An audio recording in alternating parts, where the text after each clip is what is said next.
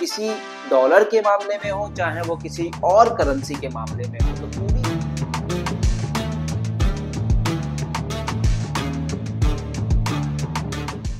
क्या आप चाहते हैं कि आप किसी पे डिपेंडेंट हो?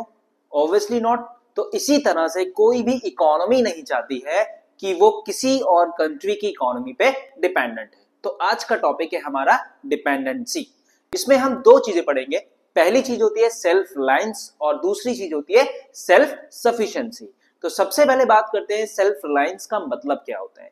हर इकोनॉमी चाहती है कि वो अपने आप में इतनी पावरफुल हो जाए कि उसको ना पैसे से और ना ही प्रोडक्ट से किसी भी तरह से किसी और इकोनॉमी पे निर्भर ना होना पड़े। इसीलिए हमारे प्राइम मिनिस्टर आज के टाइम में बात करते हैं आत्मनिर्भर भारत के बारे में। तो सबसे पहले हम पढ़ते हैं सेल्फ रिलायंस। सेल्फ रिलायंस को समझाने की मैं कोशिश करता हूं आपको। सेल्फ रिलायंस का मतलब होता है सेल्फ, खुद, और रिलायंस का मतलब होता है भरोसा। तो इकोनॉमी, इंडियन इकोनॉमी का मेन मोटिव आज के टाइम में यह है कि वो पूरी तरह से सेल्फ रिलायंस बन जाए।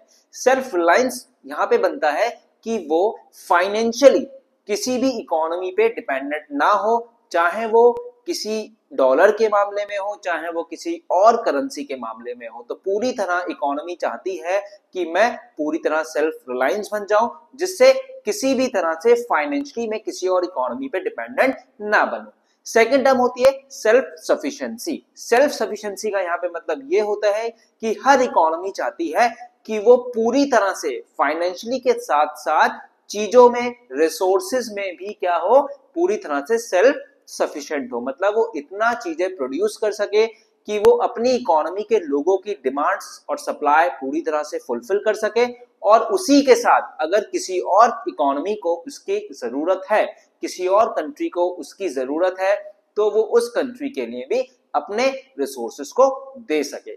तो ये सिंपल सा मतलब होता है सेल्फ रिलायंस, जहां पे हम बात करते हैं पैसों से रिलेटेड, और सेल्फ सफिशिएंसी जहां हम बात करते हैं किसी भी गुड्स से रिलेटेड। तो आपको याद रखना है कि हर इकोनॉमी चाहती है, हर इंडियन इंडिविजुअल इकोनॉमी चाहती है कि वो पूरी तरह से सेल्फ रिलायंस और सेल्फ सफिशिएंसी बन जाए।